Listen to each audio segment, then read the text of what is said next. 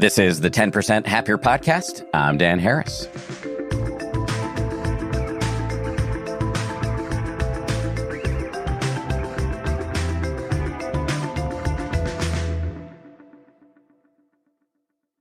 Hello, my fellow suffering beings. You know, we get a lot of very mixed messages about how to handle emotions at work. Some people say emotions don't belong in the office at all. You should be stoic and Spock-like. Others say you should bring your whole self to work, whatever that means.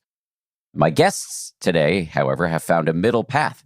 They point out, and I agree with this, it seems inarguable, that it would be unwise and probably impossible to stifle your emotions at work, but that you also don't want to be a dysregulated, sloppy, compulsive oversharer. Liz Fosslien and Mollie West Duffy have come up with 7 rules of emotion at work. Liz and Mollie are the co-authors of 2 books, No Hard Feelings, The Secret Power of Embracing Emotions at Work, and then they followed that up with a book called Big Feelings. Liz is an expert on emotions at work and is also on the leadership team at Atlassian's Team Anywhere. And Mollie is the head of learning and development at Lattice and previously worked at IDEO and Harvard Business School. This is, I should say, episode 3 of a 4-part series we're doing called Sanely Ambitious. We're investigating how work-life balance actually works. Last week, we heard from Simone Stalzoff and Matthew Hepburn. And in our final episode on Wednesday, we're going to talk to Bruce Feiler about redefining success. And I should say, at the end of this interview, you're going to hear something new. My producer on this episode, the producer who's been working on this whole series, Justine Davey, is going to pop on, and we're going to debrief after the episode. This is a new segment we're going to experiment with in this season of experimentation that we've entered on this show. And the idea is to give you a glimpse behind the scenes. Let us know what you think of this new segment. Hit me up on Twitter or go through the website, 10%.com. One final thing, and this is unrelated. I do have a quick plug for a live event I'm doing coming up outside of Denver at the Mile High Church. It's on November 3rd. If you can't be there in person, you can watch the live stream. There's a link for tickets in the show notes. As you know, we're in the middle of a big series on work here on the podcast, which feels like a good time to point out that even if you love your job, you will experience stress. However, stress does not necessarily have to be a bad thing. It can actually be something you harness to your own advantage. To help you navigate stress this fall, we've taken one of our most popular courses from the 10% Happier app, a course called Stress Better, and we've turned it into a meditation challenge. You will learn from a renowned stress researcher at Columbia University, Professor Modupe Akinola, and from the amazing meditation teacher, Sebene Selassie. They'll teach you how to use stress to your advantage. It's a 7-day Stress Better challenge, and it kicks off on Monday, September 11th, and you can join over on the 10% Happier app right now. Every day, you'll get a short video followed by a free guided meditation to help you establish or reestablish your meditation habit. To join the Stress Better challenge, just download the 10% Happier app wherever you get your apps, or by visiting 10%.com. That's all one word spelled out. If you already have the app, just open it up and follow the instructions to join. If you're not already a 10% Happier subscriber, you can join us by starting a free trial that will give you access to the challenge along with everything else on the app. Liz Fosslien and Mollie West Duffy, welcome to the show. Thanks for having us. Wow, that was a nice chorus right there. I want more of that throughout this episode. Liz, let me start with you. How did you two meet and come up with this idea? Yeah, so we met. I was living in San Francisco and I was moving to New York. This was over 10 years ago now. And I grew up in the Midwest, and I had this idea that New Yorkers are, gruff and abrasive, and I would make no friends, and I would just be completely bowled over on the sidewalk. And so kind of in a panic, I emailed everyone I knew, and I asked them to set me up on blind friend dates so that I could have a soft landing in the city and that someone would take me under their wing and show me how everything worked and how to walk fast, that kind of thing. And I found when I moved to New York, people were actually very nice. They were definitely more direct, but had a great time there. But Mollie was actually one of the first friend dates. And at the time, we had both recently gone through experiences where we burnt out of jobs that were very unhealthy for us. And so we had really firsthand witnessed what happens when you care too much about your job, when you don't take the breaks you need, when you're not set up for success, and when you don't know even how to address the emotions that are happening within you. And so we also bonded over, we're both poor sleepers. And so we have sleep mask preferences, earplug preferences, white noise machine preferences. A lot happens when we travel.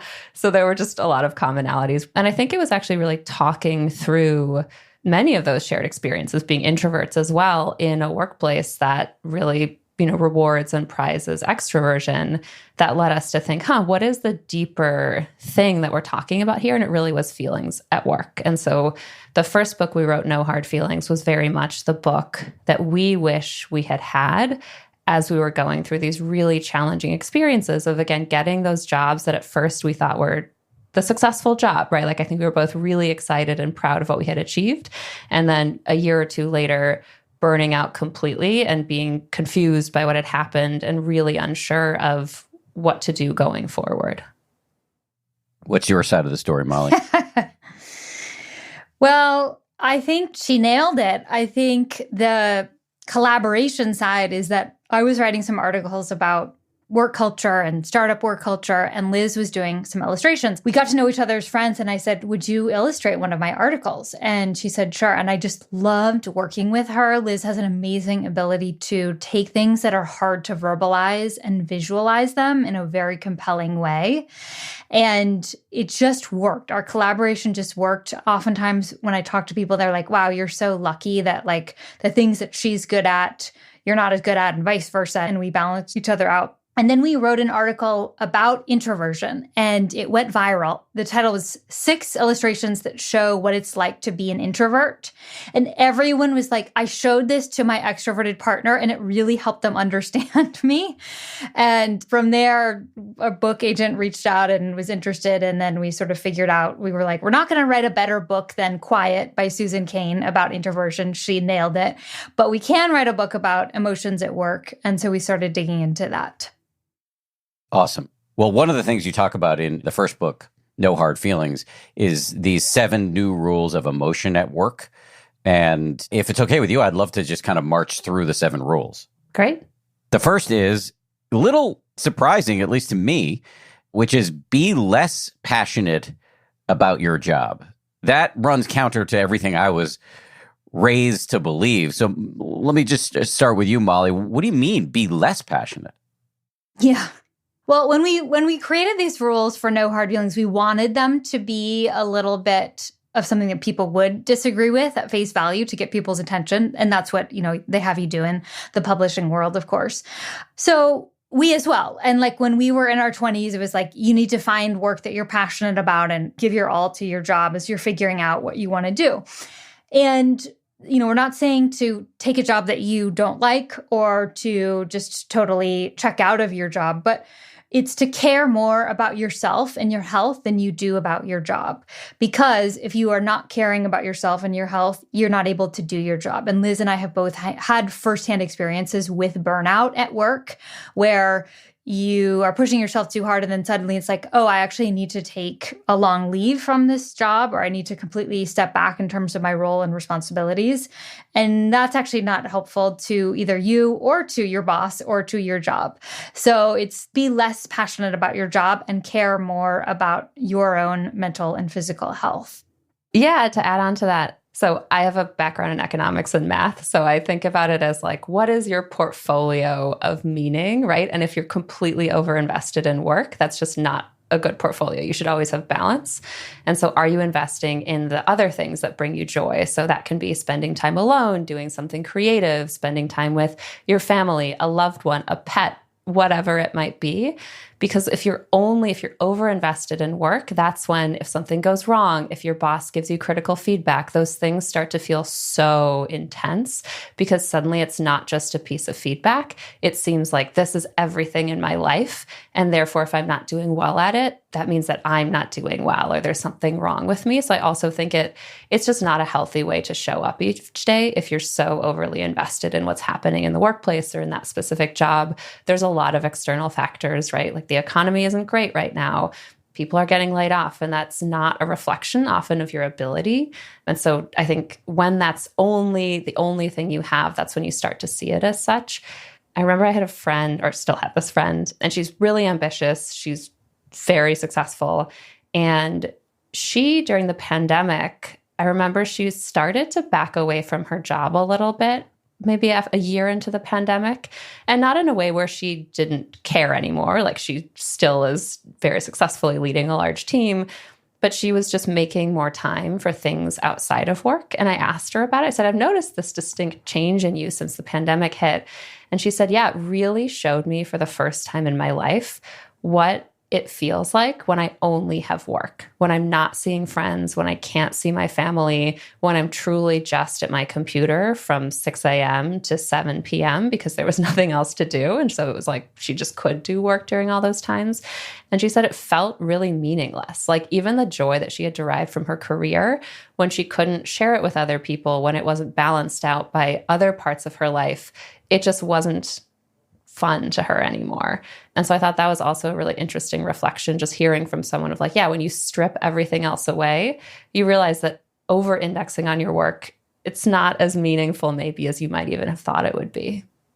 So there are a couple of arguments there that you've articulated. One is that if you're too passionate, it can lead to burnout. It can lead to this lack of proportion where something goes wrong at work and then it feels like your whole life is wrong. It can remove from the large set of possibilities for meaning in your life. It can remove a lot of things from the list if you're just focused on work, because friendship and family and volunteering and other things go out the window or diminish. But I also you didn't say this, but I could also imagine that, and I've heard this argument articulated by people like Alex Soo-Jung Kim Pang, who wrote a book called Rest. He's come on the show before, and his work has been influential for me. And his argument is that rest and work are two sides of the same coin. If you have a meaningful life outside of work and you're engaged in exercise or meaningful volunteer work or parenting or whatever it is, you've got this kind of active rest portfolio as well. It makes your work better. Yeah, absolutely. One of the things we write in our second book, Big Feelings, actually in the chapter on burnout, is that your well-being and resting and recharging is the foundation for everything else that you do. So too often we see vacation or a lunch break even as something we need to earn, and that's backward thinking. So it's something that is what's going to accelerate your success and help you in the long run have a sustainable career. So yeah, absolutely agree. I love the concept of a rest portfolio. I think also for each person, it takes work to figure out what that is for you. So talk a lot about this in Big Feelings, but what's rest for one person is very different than what's rest for another person. So in terms of like, if you feel like you're burning out, if you're headed towards, oh, like this is not good, I'm going to need to take like time away from my job. Some people may want to take, a week or even 2 weeks of vacation to fully unplug. For some people, it might be, I got to take a couple of Fridays or Mondays off. For some people, it's about rescheduling their actual week so that they have more days during their work week without meetings, and they can do that heads down work. You talk a lot about meditation. For some people, it's building in time for meditation throughout the day. And I think especially when we're in our 20s, we have no idea. Like, we just get to this point where we're like, I'm so stressed. And it takes a lot of intentional time to figure out, okay, I've tried all these things. Which one is actually the best form of intentional rest for me? And so I would encourage people to play around with that. There's so many different options because, what works for your partner may not work for you. I'm just going to flag where this is coming from, which is Mollie and I are both introverts, and proudly so. And we both are married to extremely extroverted people. And so Mollie and I have spoken about this, where they will often see us become visibly stressed and they'll be like, oh, we should let loose. Let's convene a bunch of people. Let's go out. Let's get a bunch of people to a restaurant. Let's fill the weekend with things. And it's actually, I'll speak for myself here, it's taken work for me to be able to say, no, what I need is to close the door and lie in bed and pull the covers over my head and read a book and literally speak to nobody all weekend, like maybe my spouse. And now I have a 1-year-old. So obviously things have changed there. But, and I think for a long time, I had a lot of guilt around that. I thought it was weird. I thought I was I didn't like anybody and people didn't like me. I would really beat myself up for something that is just part of who I am. And it's different than my husband. And so now, this last weekend, he went camping with 20 people. And that was a beautiful opportunity for me to stay home and have a very quiet, peaceful night. And we both came out of that super recharged and then had a lovely Sunday together. So yeah, to Mollie's point, it's listening to what works for you. Sometimes we get questions. We give workshops often about the material in our books.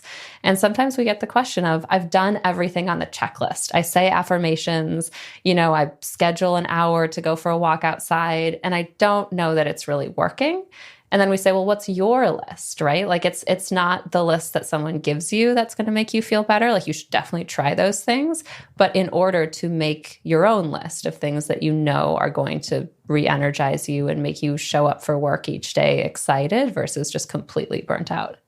That all makes good sense. Let's talk about the second of your 7 rules for emotions at work. The second is inspire yourself. What do you mean by that? Yeah, so motivation. When we think about motivation at work, there's, again, a lot of different reasons why you might not be motivated. So maybe you stopped making progress because you're bored, or maybe you're bored because you stopped making progress. And so thinking about, okay, what do you have control over and what do you find meaningful?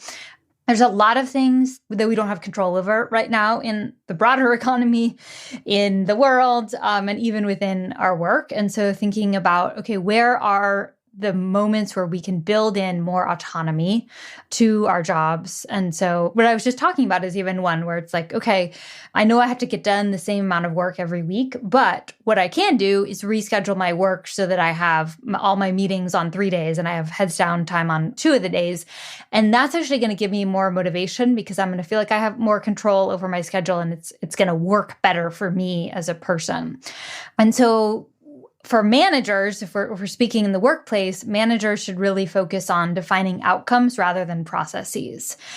So you're going to help people be more motivated if they get to create their own processes, their own ways of doing things. The other area that comes up a lot when we think about autonomy is finding your work meaningful and trying to reconnect with that sense of meaning. There's a story we tell in No Hard Feelings of a conductor in the New York City subway system for the MTA. And this woman, she views herself as a caretaker for her passengers. And there was a power outage and it stopped one of her trains underground. And she personally walked through each subway car, cracking jokes with the passengers to make them feel better, asking how they were doing, giving them all the updates that she could. And, when you think about being a subway car driver, that may not be at the top of our list for meaning. And yet here's this person who has created immense amount of meaning within that. And so finding the things that, you find interesting, that you find fun and following that and trying to reconnect with maybe what is the deeper purpose. The caveat here is obviously if you're in a really toxic work environment, you shouldn't be doing backflips to try and figure out how to make it meaningful and fun. If you've been feeling like this for months or other people in your life are starting to flag that it's become an issue for you, it's time to find something else. But the advice can still apply. And so what I truly believe is that meaning can be flexible. And sometimes if you're going through something really challenging or you're just trying to find a new job, meaning can be this job pays for my health insurance and this job pays my bills. And that sometimes honestly is on really hard days still the meaning that I reconnect with. It can be showing up for a coworker. And so also taking a step back from the really aspirational definition of meaning. Obviously, that's what you should strive for, and that's really when the magic happens at work. But it's totally fine if it's raining and you have a cold and it's just not the day for you to say, today the meaning is the glass of wine at the end of the day, the meditation at the end of the day, just getting through and getting my paycheck. I think that's totally fine sometimes. Obviously, not over a sustained period. The other thing, just to go back to Mollie's earlier point about finding autonomy that has been really useful for me is I think when we are disengaged or burnt out, we get into this mindset of just getting through the task list and we forget to stop and try to enjoy or be creative in our work. And so, for example, I was recently just had so much to do, and I just found myself like frantically looking at my to-do list and looking at the clock and trying to figure out how I was going to fit it all in. And it really sucked the joy out of my entire day. And so instead, I took a step back, walked around the block really quickly, and came back, and I was writing this proposal for something. And I just said, okay, free of time constraints and everything, like, what is the best thing I could put on this proposal? What would make me really proud to send this to someone versus just sending the thing to cross it off the list? And I gave myself then an hour, and it was a much more exciting, fun process of switching the question from how can I get this done quickly? How can I not send something that looks, hacked together versus how can I be excited about this? What would make me proud? What would make me excited to get feedback on it? Because this is a really cool learning opportunity for me. And so even those seemingly small mindset shifts can have a really big impact on how we treat the work that we do. And then ultimately that becomes really motivating when it's like, oh, I think this is really good. I'm curious to see what happens with it versus, okay, fine, it's off my plate. A different way of approaching it, but you still had the same number of things on your to-do list and the same finite amount of time. Correct. So yeah, the time boxing piece is still crucial. I think the thought exercises, free of constraints and free of, maybe expectations, what would be a really fun, creative way to do this? And then figuring out, okay, I actually only have an hour. Are there pieces of that? Maybe I can come up with a really catchy title, or maybe there's some creative piece I can propose within this and then put that into my future plan. I do think you can, even if you have limited time, it's very different to work on something with this mentality of like, I just need to get this done versus I want to do a good job. I want to impress someone and I only have 20 minutes to do it. Let's see what I can come up with. I think about that quite a bit. I have a colleague, Liz Levin, shout out to Liz, who often will say to me, and it sounded like a throwaway line, but she would say to me, yeah, have fun. And after a while, it kind of became a good version of an earworm. Like, I realized that I was marching in a often militaristic, miserable way through my to-do list. Like, there's no debating the fact that we get a little bit of time to be alive. So how do you want to spend it? Do you want to spend it heads down and with gritted teeth, or do you want to be enjoying what you're doing? And I think we can forget that, like, in an ideal work environment, we're surrounded by fun, interesting people. And sometimes the demands of the week take over, and it's just like we're all just marching through our to-do list. But that human connection, like that colleague just saying that to you, or, and it's hard. It's really hard in a remote environment too, because we just have less of the like going out for coffee and lunch.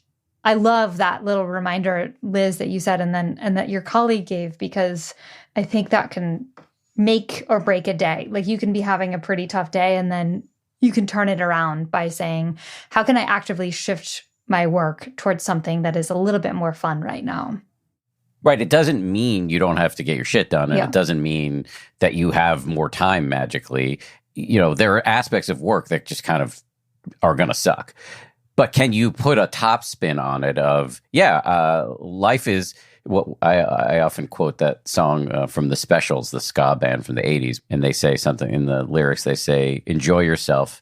It's later than you think. And can you keep that in your mind, even if objectively the things on your to-do list are not that fun?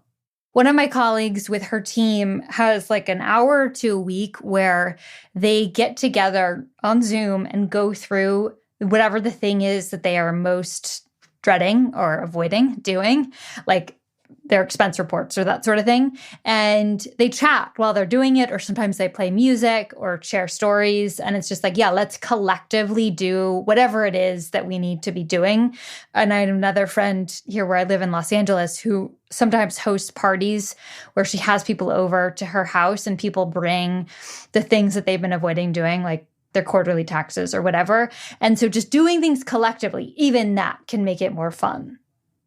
That's fucking brilliant. Because we were talking recently on my podcast team. We're fully distributed. Everybody's remote, and we were talking about ways to bond. And there was talk of cocktails on Zoom, and I was like, no, I don't want to do that. Adding another Zoom to my day. It's also is not so strange just to be like drinking alone in your apartment. Exactly. It's fun when you're looking at the computer, and then you look around. It's like, my apartment is dark. I'm just here with a bottle of wine.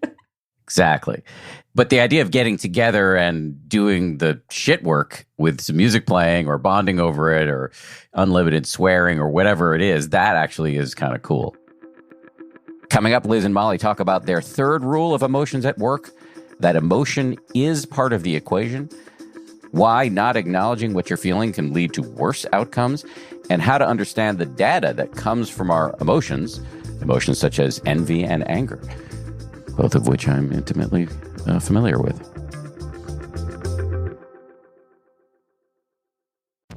Every parent, of course, wants to set their kids up for success, and part of that is choosing the right school environment to fit your child's needs. K-12 powered schools can help your child start reaching their full potential in life right now and give you the support you need to get them there. K-12 powered schools are tuition-free, online, accredited public schools. For kindergarten through 12th grade, students learn at their own pace, in their own place. This is not homeschooling where you're responsible for doing the teaching. K-12 powered schools, state certified teachers are trained online educators. K-12 powered schools even offer social opportunities, extracurricular activities, and in-person events. Join the more than 2 million families who've been served by K-12 and empower your student to reach their full potential now. Go to k12.com/happier today to learn more and find a tuition-free K-12 powered school near you. That's letter K, the number 12.com/happier. K12.com/happier. This show is sponsored by BetterHelp.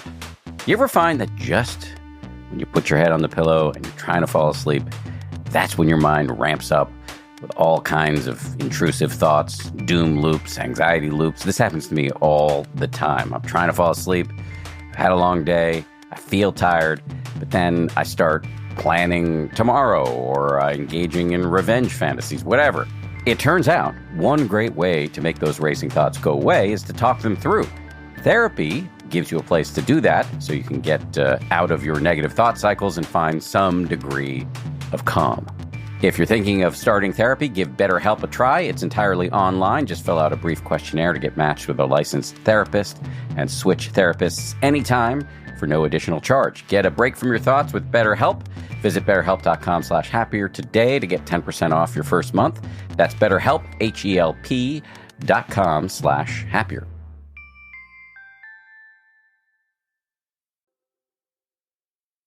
The third rule on your list of 7 is emotion is part of the equation. I'll pick on you, Liz. What do you mean by that? Yes. So traditionally, there's been this idea, and when I say traditionally, for centuries, this idea that you have a spectrum, and on one end is rationality, good decision-making, and on the other end are emotions and hysteria. And that's a false dichotomy. You're going to experience emotions no matter where you are, what you're doing, if you're making an investment choice, if you're having a conversation, if you're making a decision at work. And so when you don't acknowledge what you're feeling, that's actually when you make worse decisions, when you have worse interactions. And so what I mean by that, and what we mean by emotion as part of the equation, is it actually needs to be something that's on any useful decision-making checklist. So a clear example is if I am really stressed, I didn't sleep well, and now I have to make a decision of whether or not to apply for a job. Research shows that especially people who identify as or have been socialized as women, when they're under a lot of stress, they tend to be more risk averse. And so if I don't factor in okay, I haven't slept well, I have a lot going on, I'm very stressed out right now, and that's what's making me afraid to apply for this job, I might actually see that as oh, I'm afraid to apply for this job and attribute it to I'm not qualified, I'm not going to get it, there's such a low likelihood that I'm going to, get even a call back, and I might refrain from applying. Versus if I were just here saying, okay, checklist, one piece of that is what am I experiencing? I'm scared to apply. Where might that be coming from? It's probably coming from the fact that I haven't slept, that I'm very stressed. And so I'm actually going to override that consciously and still apply for the job. Another example is if you come into work in the morning, if you're not actually processing, how am I feeling right now? How might that show up in my interactions? You might have things like, again, bad traffic that causes you to be frustrated that could stick its tentacle into a team meeting.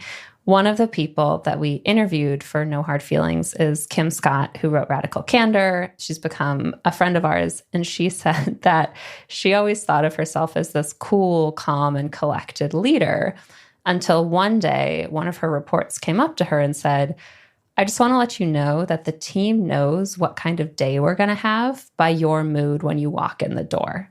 And so what was happening is that she was not making that part of her routine about decision making, but also more generally of just saying, like, what am I experiencing? Maybe I just need a moment to kind of regulate the frustration because of traffic or the kids were screaming this morning so that it's not showing up in negative ways for the team around me. So that chapter is really about this idea of if you're not acknowledging the feeling can take over. And that's going to lead to a lot of worse outcomes than if you would actually just stop to think about what's going on within you. So back to Kim Scott, she's been on this show too, and she's incredible. What's the argument there, that you should squash your emotions or that you should just be open with the people around you about, hey, this is what's happening. Don't read into it that I'm going to fire you all. Yes. So it's the latter, and you can go into as much or as little detail as you'd like. So you can say something like, if you know the person really well and they're a peer, you can say, like, oh, I was stuck in traffic. The kids were screaming all morning. If I seem a little frazzled, it has nothing to do with you. But if it's someone that reports into you, you might give a shorter version of that. So just like, it's been a morning. I need 5 minutes to have my coffee. I'll get back to you. I just want to make sure I'm present in this meeting. So again, you're flagging to that person, this has nothing to do with you. I don't want to create unintentional anxiety because you've done that extra work of checking in with your emotions and then communicating and making sure that they're not spilling into a meeting and interaction in ways that will cause instability basically within your team or within your organization. And this does connect to number 7 on your list of 7, which is when and how to be open or vulnerable. And we'll get to that in a little bit. But staying with this third of your 7 rules, which is, again, as a reminder, emotion is part of the equation. This seems to go to what I understand to be your core thesis, which is emotion is non-negotiably part of work. And we try to pretend it's not, but we have to acknowledge that we're emotional animals, and to pretend otherwise is a fool's errand. Yes. I mean, we are humans, whether we are at work or not. And there's something about the work environment that makes us feel like emotions are not professional, like we should not have emotions between the hours of 9 to 5, but we still are having them. Like that's not a choice that we get to make. And so the thesis behind all of the work that we do is, so what do we do with those emotions? When are they helpful? When are they not helpful? And as Liz mentioned, like we never make decisions in an emotional vacuum, but we do need to think about when are the emotions helpful for making the decision and when are they not. And same thing with communicating them. It's not helpful to go around being a feelings fire hose, naming every single emotion that comes into your head. It's not helpful to yell and scream at other people. But on the other hand, totally suppressing all of those emotions, we're missing out on really important data, especially around decision making. So we write about this in both books, like the emotion of envy, of comparison has so much data in it. And I know you're a friend of Gretchen Rubin, and she's been on your show before. And when she was considering switching from her law career into being an author, she noticed that she was reading in her law school alumni magazine about all the people who had great law careers. And she was like, meh, I have like a mild interest in that. And then she was reading about people who had a writing career. And she was like, I became sick with envy. And so that has actually a lot of data. It tells us what we value if we're honest with ourselves. And oftentimes we're ashamed of having that emotion because in our society, it's like, oh, you shouldn't be envious. Like that's a bad emotion. But it takes courage to say, like, no, actually, I'm envious of this person.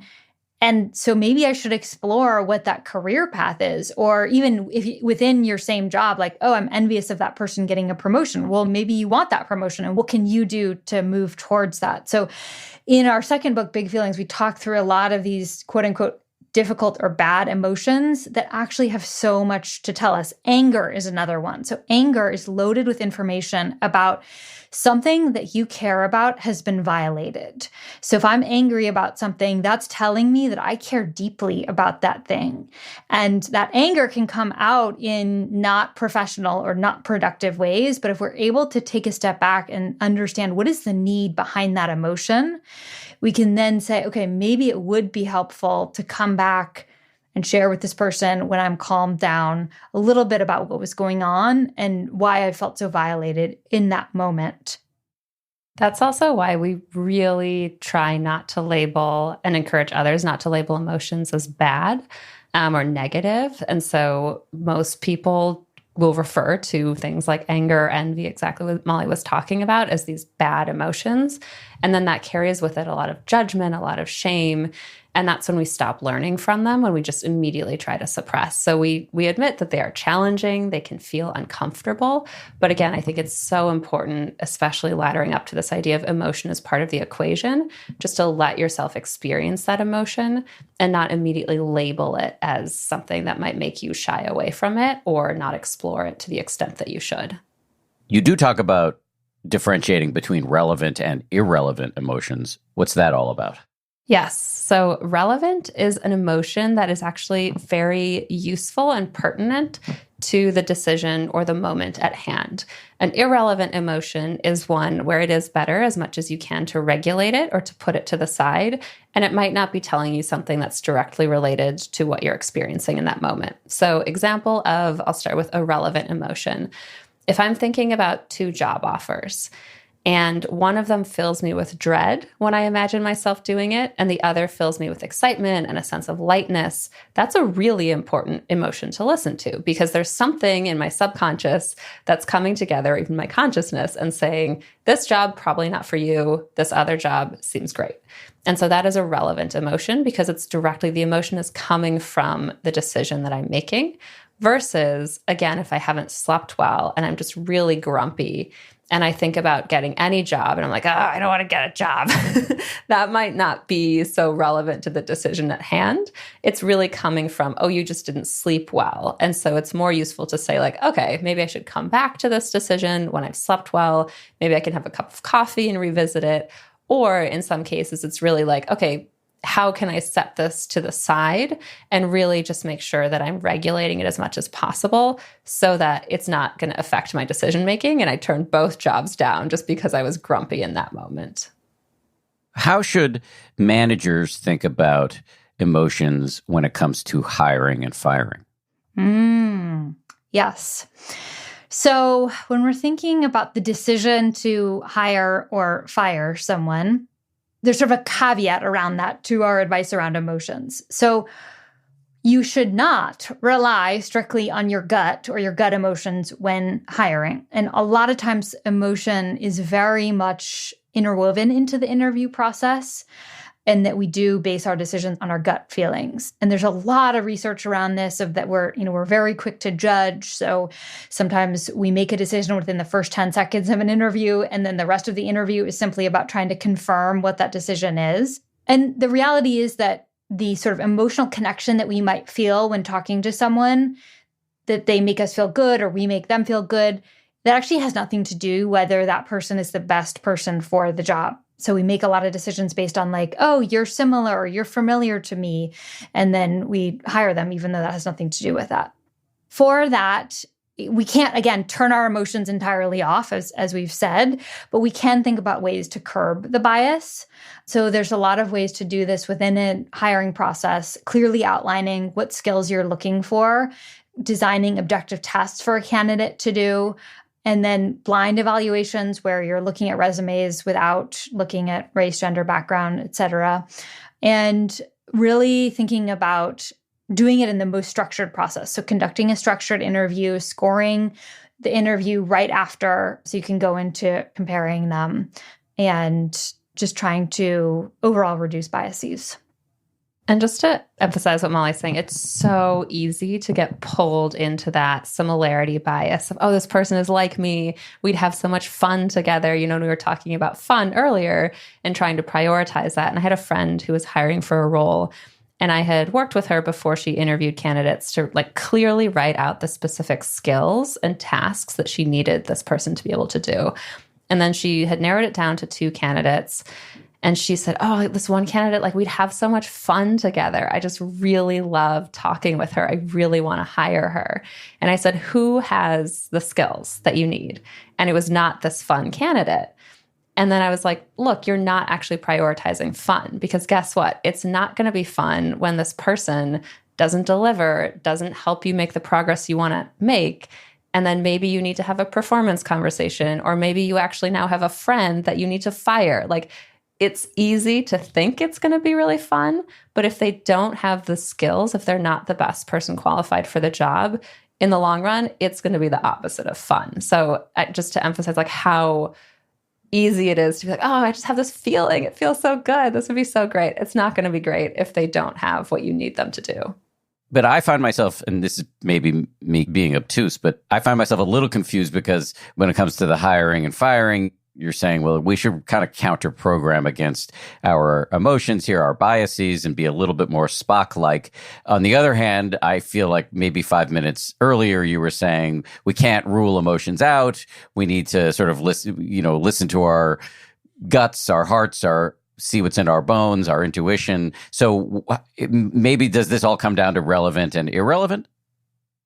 So I think it comes down to understanding that yes, we cannot rule out emotions, and knowing that no matter what, our emotions are going to come into whatever decision we're making. And yet knowing that the context, whether you're firing or hiring someone, having the structure to try to reduce the biases is going to be very helpful. And in any decision that you're making, you want to reduce the biases. It's just that hiring and firing happen to be hotspots for biases, and so we have to be extra careful. Whereas if you're making a decision about like, do we want to move forward with this internal program or not, there's just going to be like less sort of clear ways to work against the biases. I mean, we could go into the, sort of decision-making steps and making sure that you have all the people in all the right spots for decision-making. But I think that it's about recognizing that there's going to be emotions no matter what, and trying to do what you can to not remove the emotions, but to remove the biased effects of the emotions that you're having for hiring and firing. But it is still the case, though, in some... Like when Liz was saying earlier that if you imagine taking this job and you're filled with happiness, you should listen to that. So there are times when we do want to listen so that we can utter a full body yes, to use the popular phrase. And there are other times when we want to listen so that we can say, oh, no, this is a bias. I want to set this aside. Yeah. In the earlier example, it's a great clarification, which is, it's not, oh, this job makes me feel good, and therefore it's an immediate yes and immediately turn down the other job. It's part of a whole package of things to consider. So it's also like, what are the salaries? What are my needs? How far is the commute? If one job fills you with lightness and you would have to commute 3 hours a day, I would probably say, that's important, right? Like you maybe haven't factored that in initially as you were assessing it. And to Mollie's point, yeah, it's totally true that you cannot remove emotion from something like hiring. It's just where the research shows leaning too much into that emotion really gets you into trouble. And it does seem to be like a uniquely biased area, especially in the workplace. And so I would argue that the structure that we encourage people to create. So Mollie mentioned, having standard interview questions, doing blind work samples where you sort of remove names and, colleges, backgrounds, experience, and just really look at like which writing sample is the best or which, technical interview went the best. That's actually factoring in emotion and factoring in this, like, yeah, if we don't have these rigorous processes, that's when we're going to let bias stick its tentacles into the decision. That can absolutely be true for other decisions. They don't seem to be in the research, like as, I would say, potentially have as big of an impact on creating workplaces that are structurally unequal or where certain people rise to the top and others don't. So I think promotions is actually, I would add a third piece where it's really important to have the same kind of rigor. Coming up, Liz and Mollie talk about the importance of psychological safety. They will define that term, why the best teams are not the ones that don't have any conflict, and recognizing burnout before it's not too late.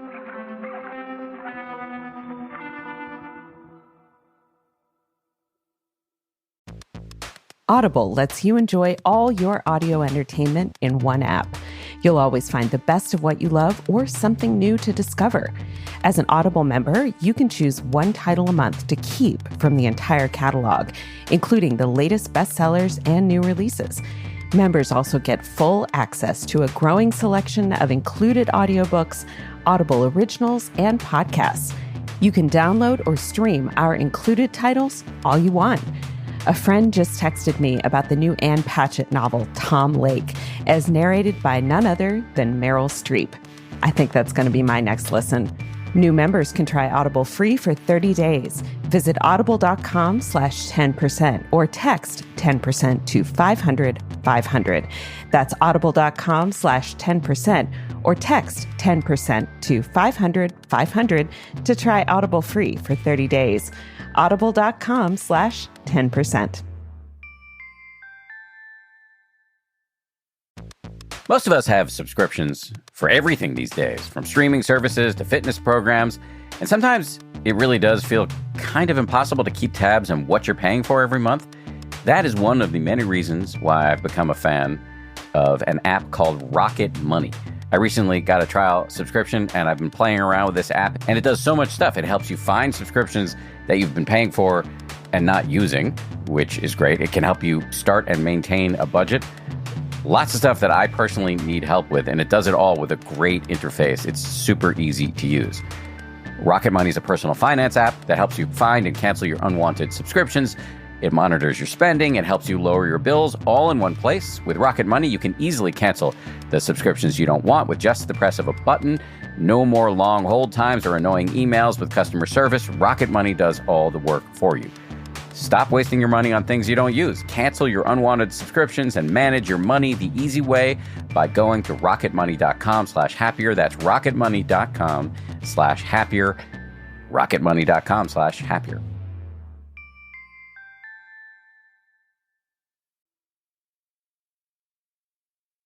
The fourth rule on your list of 7 is psychological safety first. I'm a huge fan of this concept, but maybe you could start by defining what psychological safety is and then talk about why it's so important to be on that it's on your list. Sure. So psychological safety is when everyone in the group feels like they can suggest ideas, admit mistakes, and take risks without being embarrassed or punished by the group. And you can have a team of 6 people, and if 5 people feel like that and 1 person does not feel like that, it's not psychologically safe. So this is measured by every person has to feel that way. And this all came out of Google did a great study 10 or 15 years ago that looked at what makes really effective teams. And there were 5 things. And the number one thing that made an effective team was having the sense of psychological safety. And this is all based on research, a lot of it by Amy Edmondson at Harvard Business School has done a lot of great work around this. And so we see this come up a lot around emotions at work, because whether we feel like we can have certain emotions at work depends on our psychological safety. Whether we feel like we can communicate those emotions at work depends on our psychological safety. And that we want to create space for that. So it's really awkward to bring up difficult things at work if you don't have time on the calendar for them. So one of the things that I recommend that managers do and teams do is dedicate time to check in about the hard things, like what's not going well, what's one thing that you feel like you haven't been able to share yet that you'd like to share with me or the group. Because as we've talked about, we're all so busy, we're running through the to-do list of our week. And then it's like, oh, I know I should bring this up. I'm not, I feel like maybe I got cut off in the last meeting, or I feel like we should be heading a different direction than the team is heading. But now is not the best time because we're talking about this other thing, or I was going to do it in my one-on-one, but then we ran out of time. And so putting time on the calendar to have these open discussions, and as a manager, asking, what would you like to share that you haven't had a chance to share yet? What's important? To invite in opposing viewpoints or things that people haven't said before. The other thing that managers can do is to lead with their own vulnerability. So to share their own times when they have failed themselves or they've been embarrassed or, their learnings along the way, which then again helps create space for other people on the team to share that as well. The only piece I'd add to that is don't underestimate the power of seemingly small gestures. So in our book, we call these micro actions. So most people have heard of microaggressions, and a micro action is the positive version of it. And it's things like pronouncing someone's name correctly. You can't really have a human connection with someone if you're butchering their name every time. And often, and we've actually heard stories from executives who said, I just didn't want to go through that uncomfortable moment of asking someone how to pronounce their name, especially because we'd been working together for 2 weeks. And so then what happened is they never addressed that person by their name. And so now you're actively excluding the person that you probably should work hard to include, or, it's just, if you're not familiar with something, just ask them. It's not a big thing. Spelling names correctly. Mollie is Mollie. My name is Elizabeth with an S, not a Z. My last name is a nightmare to spell. And so it's not a huge deal when people misspell it, but especially in email exchanges, it's like our names are spelled right there in the email. It would have taken 1 second of thoughtfulness to get it right. So that's an example. Another one is, to Mollie's point, when you have these structured conversations, really explicitly thanking people for participating. It's one thing if you just say yeah, we're going to talk now, and then nobody speaks up, versus another if you're like, hey, I really want to hear your feedback. And then someone gives you feedback and you say, thank you so much for bringing that up. I hadn't thought about that, and I'm going to see what actions I can take. Another thing we often hear during workshops is people saying, I don't feel psychological safety when I join a conversation or I'm new to an organization and nobody gives me context on what's going on. So there's actually no way I can participate because I don't know what that acronym means, or I don't know who that person is, or I don't know where that project was a month ago. And so making sure you're drawing someone in, right? If Mollie and I are talking and you join the Zoom, that I'm saying oh, hey, this is what we were talking about. Here's the relevant information. Here's a quick page I'm going to link you to so you can scan it if you need more information. Things like that again, we think of as, oh, this is such a small gesture, but it profoundly changes how someone feels in a space and how they feel they can show up. Two-part question. Is psychological safety only relevant in work? Is it also relevant in friend groups, volunteering, families? And the second is it always on the leaders, or is everybody responsible for psychological safety? Yes, psychological safety is important in any group setting. We talk mostly about work, but it's definitely true within other group settings as well.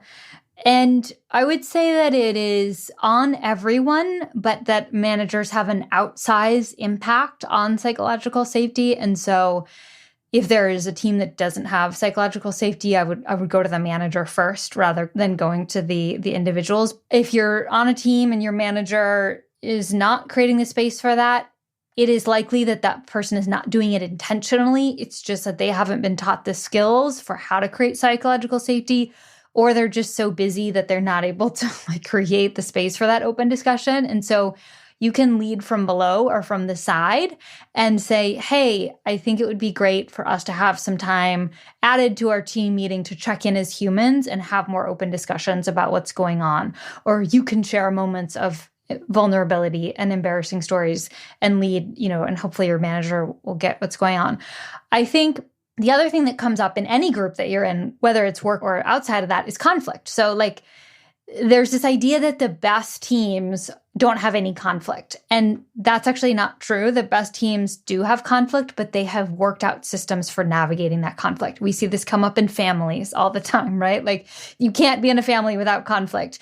But if you have figured out systems for dealing with that conflict, and in the book, we talk about two different types. There's task conflict, which is the clash of ideas or the way of doing things. And then there's relationship conflict, which is about personality-driven things or arguments that are coming up.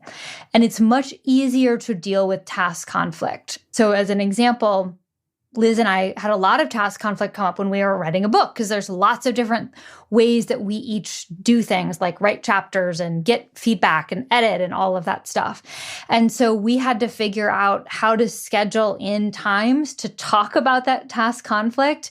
Otherwise, our friendship would have been ruined.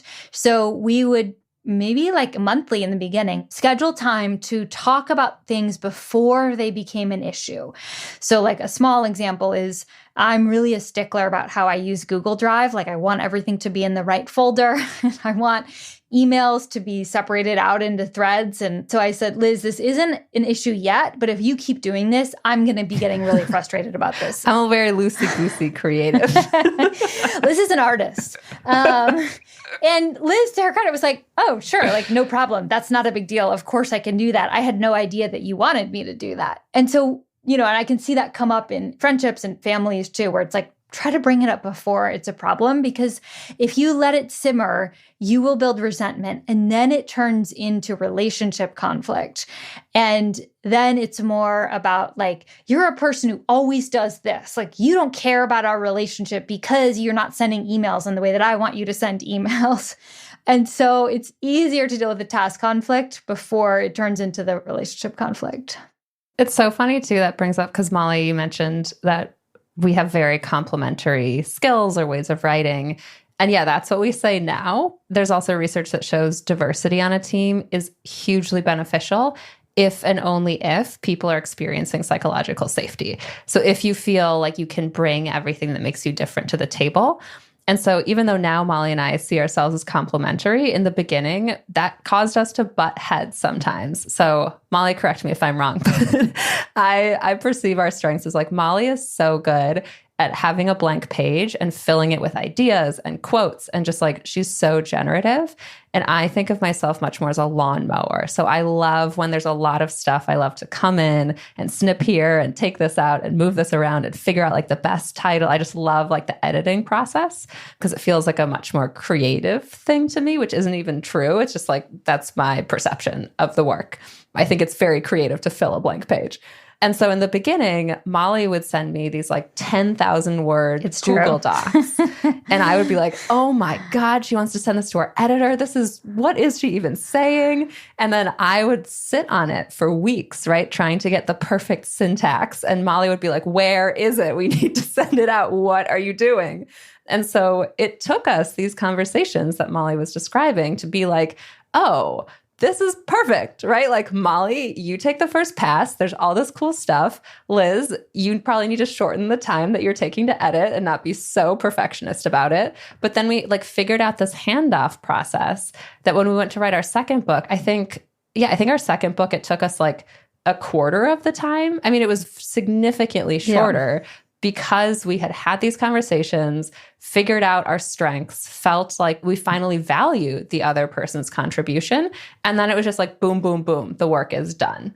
But I would not say, at the outset that we would have described ourselves as like having complementary skill sets. I think we would have been like, Liz really takes a long time over there. She's slowing us down. There's a great quote from your book that I think actually is apropos. Here's the quote. When you're having conflict within your team, validation preserves psychological safety. Parentheses, you could reconceptualize all conflict as a struggle for validation. Disagreement causes hurt feelings only when mutual respect hasn't been established. One of the most disrespectful things you can do is make someone feel invisible, and validation helps people feel visible. It's so important. And again, this just takes time within teams to build up that mutual respect. One of the things that I try to do with anyone who I'm working with now is say, I am going to try to bring things up before they become an issue, because I've learned this with Liz. So, I will say to new people I'm managing, this is going to seem like a small thing, but I really want to build trust here. And I want to bring these things up before they're an issue so that we have a chance to resolve them. And just naming that, I think, builds a lot of trust, because the person is like, oh, okay, good. So if you have a problem, I'm going to know about it. Like, I think what was the worst thing is when you're like, I don't know if this person has a problem with me. Like, I might be doing this thing that irritates them, but they're never going to say anything.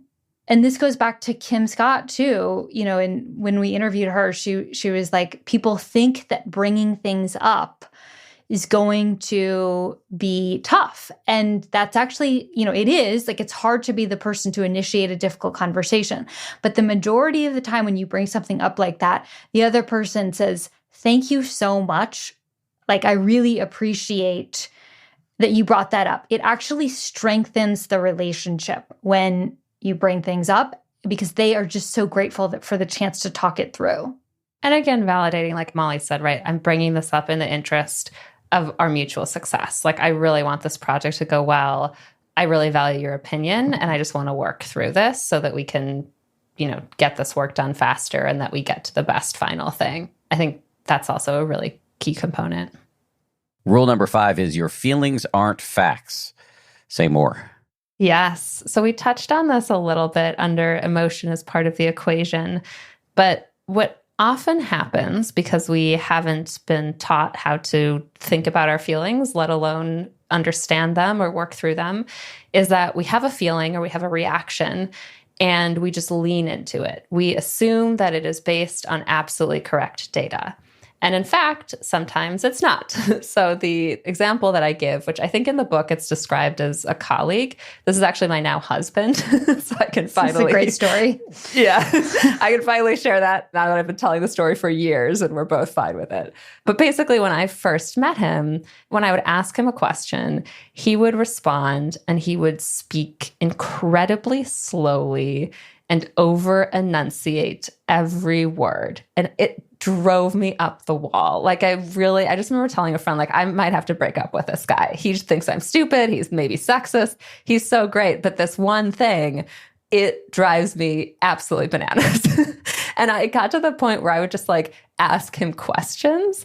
So as I said, I studied economics in undergrad and he's an economics PhD. And so sometimes I would be like, what is supply and demand? And he would be like, well, supply is, and I'd be like, you're so frustrating. And then finally, months later, I'd been stewing in this. I asked him, I was like, hey, do you notice, without malice, right? Just, do you notice that when I ask you a question, you speak incredibly slowly? And he said, I know, I really don't want to sound uninformed in front of you. And so it's just, I can't help it. I just really am carefully choosing my words.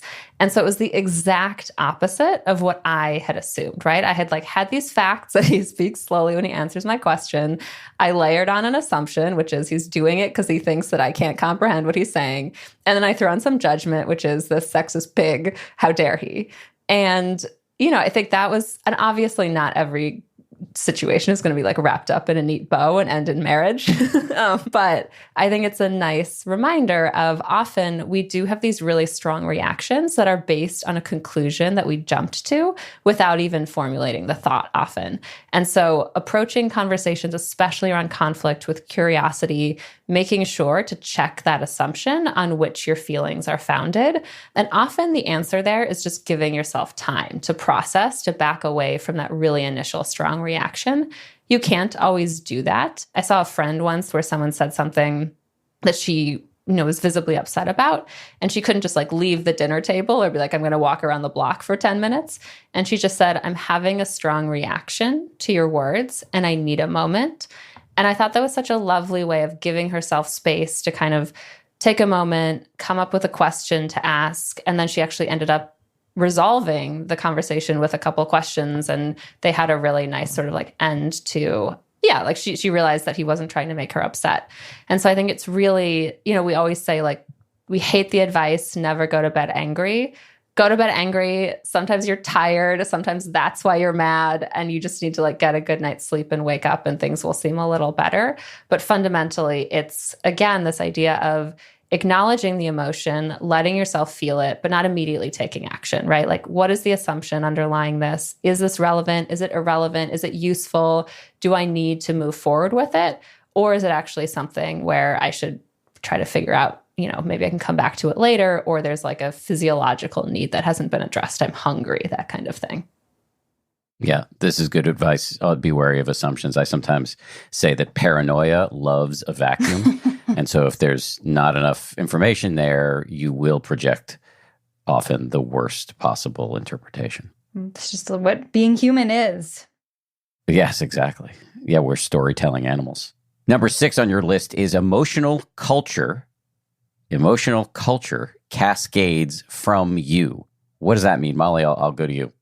Yeah, so when we think about emotions at work, they do tend to spread. Emotions can go viral. So if I am having a bad day, I go to work, I maybe spread that emotion to one of my colleagues, and that colleague can go home and spread that to their partner or to their family. So emotions can, and there's research around this, emotions can actually spread from people who don't even know each other or don't even work together. And so when you are in a leadership or management position, you have to be even more aware of this than if you're in an individual contributor role, because people look to leaders longer and harder for what emotions they are sharing and not sharing. And is that unfair? Yes, but it's just the truth. Like if you think about, if you work in a big organization, everyone's like, what does the boss think about this? And like analyzing every one of their facial expressions. What did they say? What did they not say? Like we want that information.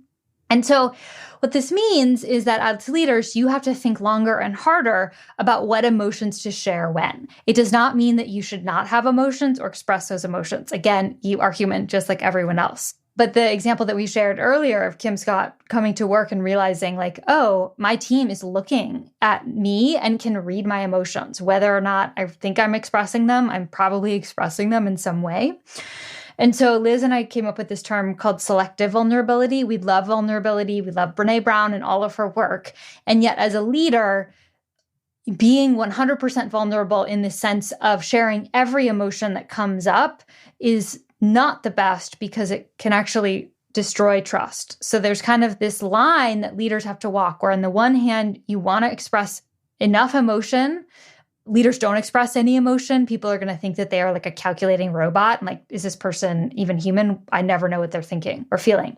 And then on the other hand, if they're expressing like all of their internal anxieties all of the time, it's also like, whoa, that's a little bit too much. Like, I don't know that I trust this person. And it's going to look different for every leader in every situation. So this is not like a cut and dry formula. It's just more of a mantra to have around selective vulnerability. So as an example, if you are a leader and you have to share news around a layoff, or a manager and you have to share news with your team about a layoff in the company, you might say, I just want to share with you that I am also feeling a lot of sadness and a lot of anxiety around this. And this is something that, really has kept me up at night. So you want to share that real, authentic emotion. And then you want to couple that with the path forward. And that's the thing that you have to do as a leader or manager. Here's what we're going to do in the next 6 months to try our best to make sure that this doesn't happen again, or to make sure that this team is not affected. And again, that's because individual contributors are looking to you as a manager for leaders of like, so what? So like, what are we going to do about this? But you can't skip the sharing emotion step. And I think that leadership, when we look at traditional models that was very much sort of male led, I would say, 70s, 80s, 90s, even 2000s, the model for leadership was very much this stoic leader. Like we think about a CEO who does not share their emotions, who just gets up and talks and sort of shares the financials and steps down. And that's not what we're looking for anymore. So somewhere between, I would say now and probably like early 2010s, that changed. And what we want now from a leader is somebody who is more emotionally attuned and who's going to be more emotionally open about this. We saw this with Hillary Clinton. She came up within politics in an environment where she had to be like a man, and she was not expected to express her emotions. Then she ran for president, and everyone was like, but what's she like? Like, what are her emotions? She's not sharing her emotions, and she couldn't make that shift as much. That's just, one example. So it's difficult, and it is sort of this added layer that leaders have to think about. And one place that we recommend starting with as a leader is understanding, what is your own emotional expression default tendency? So do you tend to be more of an over-emoter, like naturally you share more of your emotions, people can tell what you're thinking, you wear your emotions on your sleeve? Or do you tend to be more of an under-emoter, people are always telling you it's hard to know what you're thinking? And that sort of tells you like which direction do you need to move on that spectrum as a leader. So I'm curious, Dan, if we can put you on the spot here, like where do you think you fall within that? Are you more of an over or an under emoter? Oh, definitely under. People can't tell what I'm thinking. I've been told many times that I'm scary. Yes, I'm also an under emoter. And so when I show up as a manager in a team, I have to remind myself, verbalize what you're thinking. Because people have no idea. They're like, is she upset? She's not saying anything. Or is she excited? She's also not saying anything. And so I have to remind myself to verbalize that to my team a little bit. Liz, what about you? I think I'm what we call an even emoter. And yet, to go back to Mollie's comment that this is a spectrum, I shift a lot on it. So maybe I'm more of a chameleon emoter, but I definitely notice when I'm new to an organization, when I don't know people that well, I lean more under emoter. And so those are moments when I'm like, okay, I probably need to be more expressive than feels natural. But when I'm with people I've worked with for a long time, my family, my friends, I'm probably more of a little dramatic over emoter. And so it's useful to know that as well. So I worked with a team for 4 years at a startup. And I would actually, before I showed up to meetings, especially when I was in a really, bad mood, it was a startup, things went up and down, I would have to check myself basically and say, you don't want to show up and be this frustrated. And so it's time to lean a little more towards the middle so that you're creating stability. One quick thing, just to go back to the comment around emotional culture, just to clarify for people, because I think often people will confuse it with company culture, which is something that's often spoken about. And company culture is very much explicit, and it's usually written down somewhere, and it's a rubric for how to make decisions, how to act, things like move fast and break things, or, I'm in the Bay, so that one comes to mind in the startup world, or something like put the customer first, right? That's how you can make a decision based on that. Emotional culture is usually not explicit. It's usually implicit, and it's formed by like these seemingly small gestures and behaviors. And there can be many different emotional cultures within a single organization. So the classic example that academics give is a hospital, where you have nurses who might behave one way around patients, where they'll be very caring, they'll be very supportive, they'll answer questions. And then when they're in the break room with other nurses, they might just need to blow off steam because it's been a really long day. They might vent about something. They might joke. They might laugh. They'll just be in a really different, emotional state than when they're with a new mom or with like someone who's grieving a loved one, completely different. And so within a more traditional knowledge worker organization, your team can have a very different emotional culture than another team. And so a practice that Mollie and I have done with many teams at this point that I love, I think you could actually do this, to your earlier point, like in any setting with your family, with your friends, in a community service organization, it's actually making those norms explicit. So we call it an It's Okay To list. We didn't come up with the idea. It came from a designer at the UK Digital Services Office. But it's basically getting everyone together and saying, let's co-create, let's make explicit what we want everyone to know it is okay to do. Things like it's okay to have a bad day. When the news feels heavy, it's okay to say you just need to have your camera off. It's okay to have a great day. It's okay to have a messy desk. It's okay to ask questions. It's okay to take a break. It's okay to run around the block over lunch. It's okay to take lunch. All of these things, again, that have a huge impact on our performance, how we feel, how long we want to stay at a company, but that usually we never talk about, or maybe you hear during onboarding. And then a year later, you're like, I remember hearing that I can ask what an acronym means, but is that true? Like no one's ever said that to me again. And so that's where it's really useful to have this codified list of this is at least the emotional culture towards which we aspire, and we're going to hold each other accountable towards making that happen. Just to call out that we're toggling back and forth here between the 6th rule, emotional culture, cascades from you, and the 7th, which is be selectively vulnerable. Back to rule number 6, when you're talking about the emotional culture, what's your view on whether it's okay to cry at work?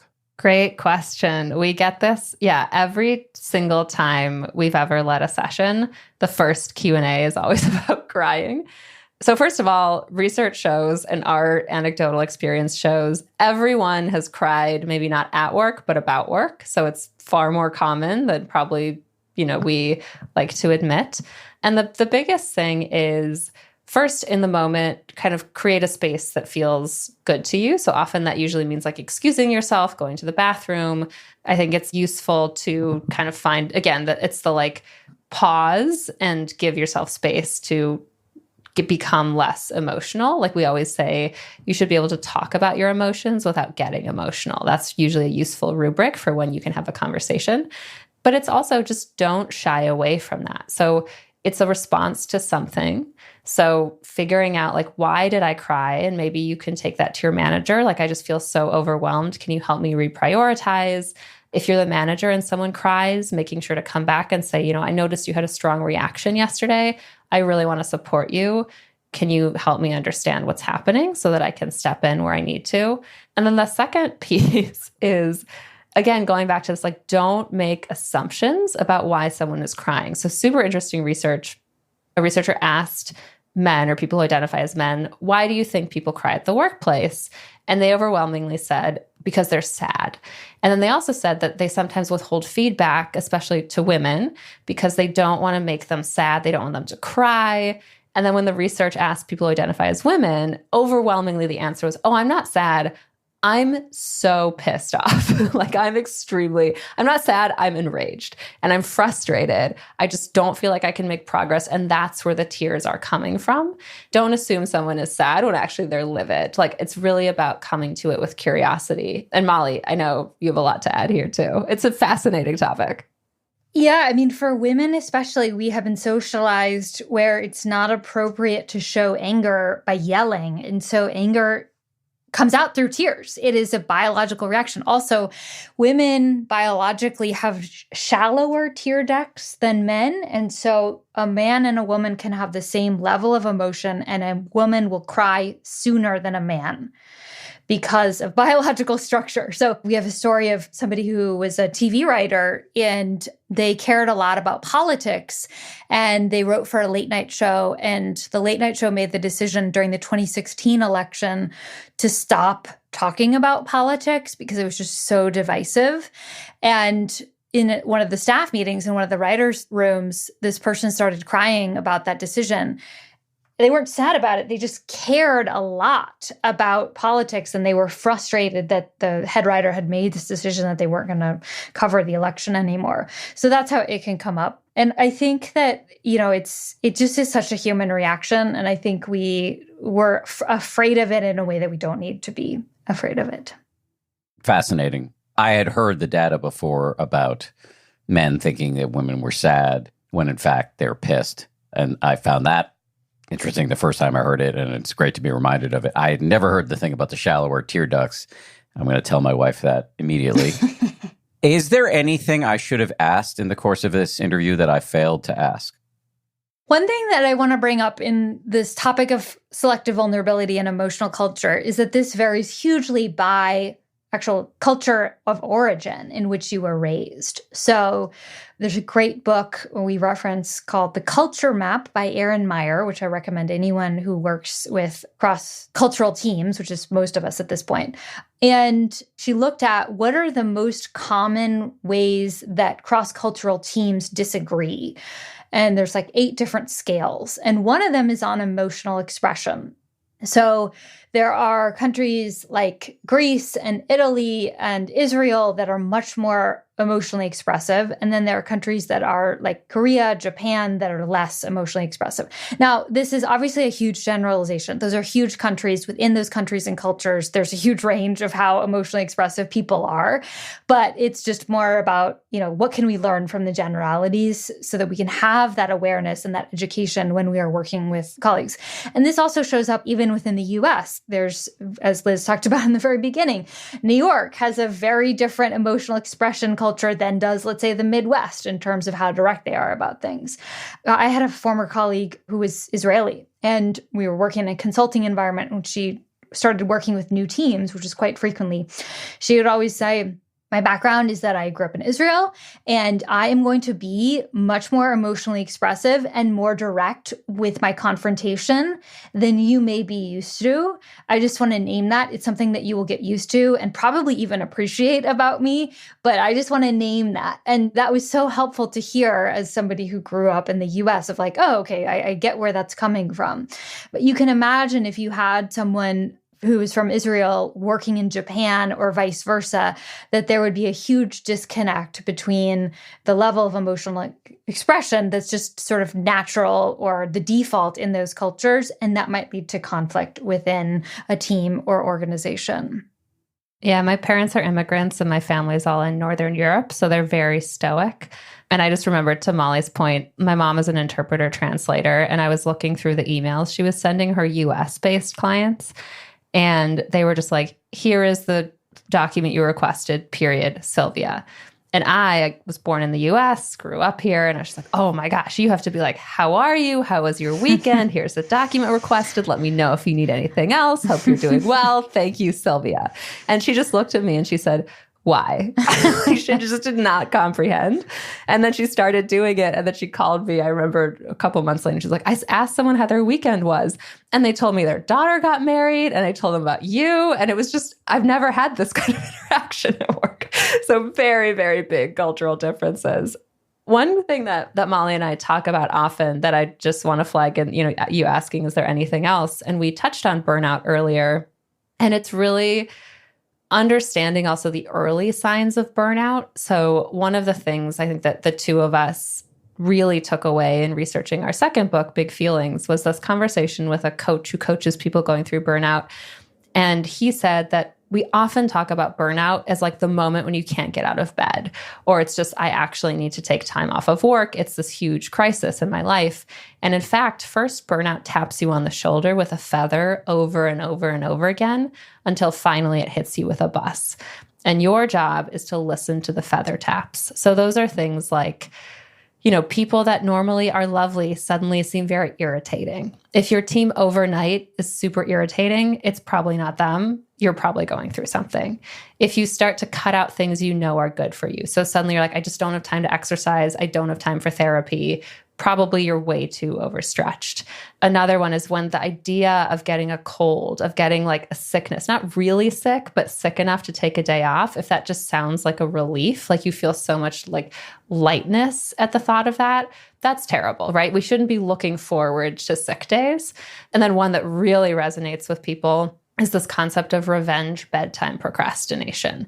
So it's late, you go to bed, you're exhausted from the day, you turn off the lights, and instead of getting the sleep you need, you pull out your phone and you doom scroll. Or for me, it's my vice is TikTok, and I'm just on it, and my eyes are falling shut, and I jerk them open. I'm like, no, watch the TikTok. And that's just it's a horrible cycle of self-sabotage, because then you wake up the next day and you're exhausted.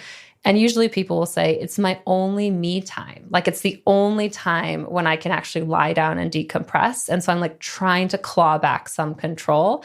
And these are all signals that we tend to ignore. And we're like, it's fine. It's sustainable. I'm actually a superwoman because I can power through and I'm so busy. And we're in a culture that rewards busyness, as opposed to being like, the fact that I'm actively forcing myself like to jerk awake to doom scroll through the news is a huge sign that there's something wrong in the way I've structured my days.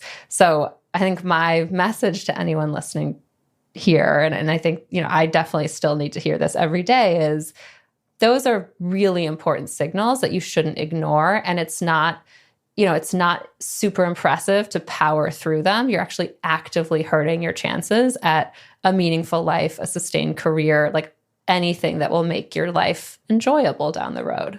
Super helpful. I love TikTok too. It's so addicting. It really is. Somebody called it digital fentanyl or something like that, which is like my gosh, maybe a little harsh, right. But yeah, not that far off. Liz and Mollie, thank you very much for your time. Great to meet you both. Thank you. Yeah, thank you for having us. I thought you were going to do that at the same time again. I'm so disappointed. As I mentioned at the top of the show, we're doing a new thing now where we're going to bring on the producer of whatever episode we've just finished recording and do a little debrief. And the producer du jour is Justine Davey, who's been working really hard on this whole work series that we put together. So, Justine, how'd that go for you? I think that went really well. I think what's really interesting to me is whenever I produce episodes that resonate with actual feelings I have either in my life or on this job, you can't really get away from that when it's a episode about emotions at work. Okay, so what? Maybe you probably aren't going to be comfortable doing this, but like, I'm comfortable with everything. Yeah, she loves being on mic. As my boss, you can't tell me what I'm uncomfortable with. Okay, fine. So were there things that came up there where you were thinking, oh yeah, well, Dan needs to get a lot better at that? Well, I think the one that stood out the most that I noticed these things when I'm writing out notes, and I either underline it a bunch of times, or if I'm typing, then I do it in all caps. And then I put this one in all caps note. It was putting Dan on the spot. Are you an over emoter? And then I wrote exactly what you said. And you said, under emoter, I've been told many times that I'm scary. And it was one of those times where I was so glad that I was on mute because I just laughed out loud and like scared my dog. Yes, Marissa Schneiderman, she's our senior editor, she's the one who told me I was scary once, which I actually really appreciated because if I'm scary, she's brave enough to tell me that I'm scary. I mean, I've been on the show now for over 2 years, and I do remember those early times where it was like, oh, I'm not going to interview with Dan as part of this process. You're just going to hire me and he's just going to accept me. And I just remember the roller coaster of emotions it was until I knew you as a person and knew you as a boss. And I even think after one of our first team retreats, it was like I had to ask 3 times, like, it's okay for me to directly text you and you're going to respond and read such text. And it's the silliest thing to think about, but I think that's the kind of thoughts that you have in your head as an employee of Dan Harris. But I think it's probably more, I don't want to de-emphasize any of my personal failings because I'm a connoisseur of my own personal failings, but I also think that there's a kind of a universal thing going on here, which is that this is not an original observation. I'm stealing this from somebody else. I don't know who. But when there's a power differential, when somebody's your boss, either the ultimate boss or just one rung above you on the hierarchy, you tend to dehumanize them. And when I first heard this, I was like, oh, yeah, I've been doing that to my bosses since I was in my early 20s and got my first job. If you're the boss, I don't confer upon you the full range of human emotions. I don't think you have. And I probably wouldn't have even been able to articulate this to myself. But you're so busy like reading their facial expressions for anything that says anything about you and where you are and what they think of you. But you're not really thinking, oh, well, maybe that person's mom is sick. Or maybe that person has insomnia. Or, maybe that person got in a car crash or whatever it is. You don't really think about people in power the way you think about somebody who might be, your peer. Does that make sense? Yeah, I think so. And I think part of it is that I knew so much about you before you knew me. So having read your book and seen you on TV, I had this relationship with you in my head already. And then it was like, is it okay if I bring up the thing that he wrote about that I had listened about, but he didn't know that I knew that I knew? And it was kind of like these weird cycles and loops in your head of, well, what does he know about me? And then how do I get him to know me to make sure that we're on a good playing field? And I think over time, our relationship has really evolved and made us stronger just team-wide. Our team's been together for a long time now. Yeah, that's a funny thing because it's like you do kind of know me if you've read my book. And then I can imagine if you're working with me, you might be thinking, can I make a joke about the fact that he used to do too much cocaine? As I say that, I'm like, too much cocaine. Is there any safe dosage for that? Probably not. Anyway, but yeah, like, can you make jokes about things that are already public? Yeah, so I think that's an awkward situation inherently. I get it. I was going to say, I think one of the ways to get around that is to have secret Slack channels that you're not invited to where we can make all the cocaine jokes. I only recently found out about this. I don't even know the name of the channel, but I know I'm not invited. It's for the best. I don't take it personally. Good. What did you think about the crying at work thing? So I'm really glad you asked that question. And I think... Well, yeah, I only asked the question because you put it in my prep doc and told me to ask it, just to be clear. I specifically wrote, I, as Justine, the producer, feel like when people talk about being emotional at work, they think about crying at work. And I feel like there is such a stigma around that. And I'm so glad that they brought up those studies about anger versus sadness and even the tear duct thing. I think that was just such a good thing to know for people who are curious about this. And I think it speaks to just their general core thesis about vulnerability and how emotions are part of the equation. And I think it goes back to talking about what we should do when we're remote and what we should do when we get together as a whole team. But one of the conversations we had as a team was about vulnerability. And we were talking about the Lindsay C. Gibson episode. It was like a nice casual dinner in the West Village. And a lot of us started talking about sad family stories. And I remember at the end of that, I think I apologized to you. I was like, I'm so sorry. I didn't mean to ruin dinner. And you said something that really stuck with me. And it was something about vulnerability is okay because it helps us do our jobs better. And I think, especially in our job, we're trying to help people live better. When you see somebody cry at work, do you feel judgmental or does it make you feel safe? Like, well, how does that, what's your gut reaction? I think I'm very different now in my reaction than how I probably would have been, however many years ago. And I think now I'm in a place where it's similar to what Liz and Mollie were saying in the interview, is recognizing it as a signal. It's that idea that like everyone's going through their own shit. You can't expect everyone to have the best day ever. And you have to understand that there are real humans behind these Zoom rooms and these microphones, and they're going through things, and that impacts their ability to do their job. Or when we talk about psychological safety, which also harkens back to our Brene Brown episode about the difference between stress and overwhelm and the stoplight exercise, where it's like if someone's red, we need to stop what we're doing and we need to really, really address what's going on so we can make sure this person is in a good place and we can move forward. I've been in a few situations at work, like in combat zones, where maybe once or twice I've cried, but I don't think I've ever cried like in the office. It's certainly not in front of other people. I'm not saying that like that's a good thing on my part, but I think it probably goes back to what we were talking about at the beginning of me being like emotionally guarded or hard to read. I think it has to do with like masculinity, probably. Well, also partly my age. I'm 52, and so it was not an okay thing to do when I entered the workplace. And also that, well, I have this memory, I've probably talked about this before, but I was like 14 and had a sleepover with 3 other friends. So the 4 of us were together, and we're like in my buddy's basement, and I got hit in the head with a lacrosse ball and I cried, and everybody made fun of me all night. And I think that moments like that just teach you not safe. Don't do it.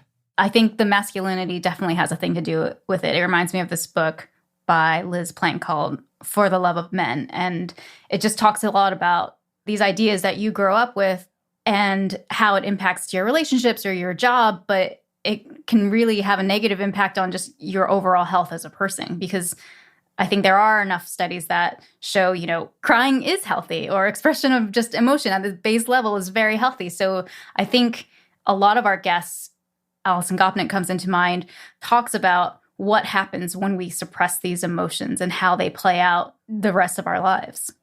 Yeah, what happens in my case is you become impossible to read. But you do accept text messages and you will respond.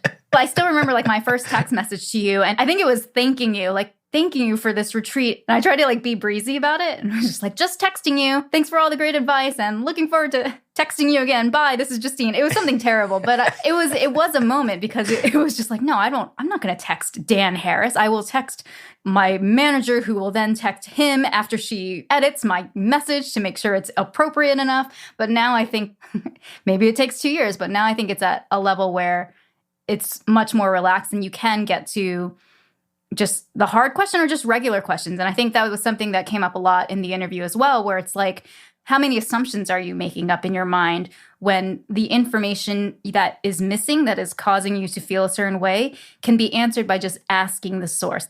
Have we asked Dan yet if he would really dislike XYZ or something like that? And so I think I've been better at that as well, in terms of let's just ask the question, because it's clearly worse to not. Yeah, I think that you're onto something. And this is why this psychological safety thing is so important. You've heard me harp on this behind the scenes about our team over and over and over again. And what I always say is it's on me. But it's not easy, because it can take 2 years, given your background, given anybody's background. I can say as much as possible, text me. Ask me the question. I can reward you, or I can reward people for being open, and to demonstrate time and again that if you're open and you're critical, like it'll be good for you. And it's just a scary thing to do. And I still have my unexamined shit too. I mean, I'm trying to examine as much of my stuff as possible, but I am far from perfect. And so even with the intention to create psychological safety, if you combine the fact that I retain the capacity to be a schmuck in ways that I'm not even aware of course, with the fact that every human like you is complicated and is bringing a bunch to the table, psychological safety can be hard to establish, in my experience. Yeah, I don't think it's easy at all. And I definitely come from different lines of work where it just wasn't a thing. I mean, I don't really think I even understood the phrase until this job. But I think knowing that we have it, you really do recognize it, to where if I get a little emotional in a meeting, or if I have something that I know I feel bad about saying, or I'm just worried about saying it, I know that saying it is always better. And I feel like we've been really lucky in that kind of communication is received really well, because it does help us do our jobs better. Yeah, but if you were working with me 10 years ago, it wouldn't have been received really well. It's like I've had to learn that over and over, and I'm still not perfect at it. There's definitely versions of you in your book where I'm just like, I don't like that Dan. Like, that Dan's an asshole. Yeah. But yeah. Oh, yeah. Agreed. Correct diagnosis. And also, speaking of psychological safety, you have a military background. What's your rank? I am a major. So Major Davy has a military background. Still, what's the term? You're not active, are you? No, I'm in the reserves.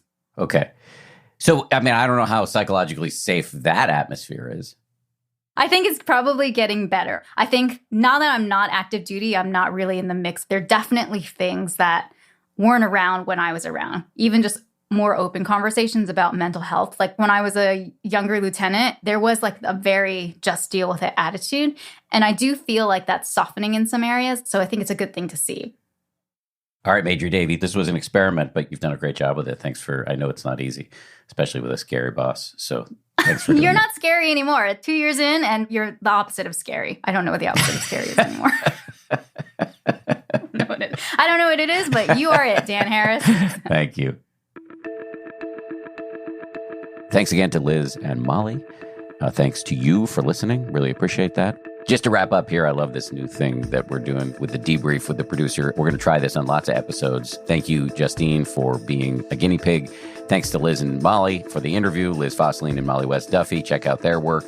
Thanks to you for listening. Really, really appreciate that.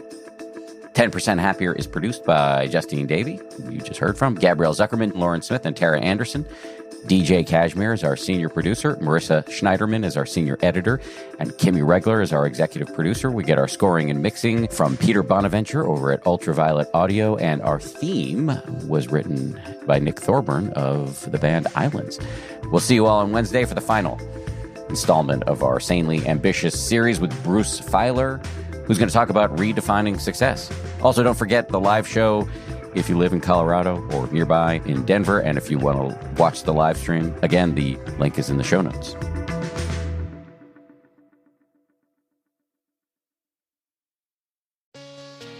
Hey, Prime members. You can listen to 10% Happier early and ad-free on Amazon Music. Download the Amazon Music app today. Or you can listen early and ad-free with Wondery Plus in Apple Podcasts.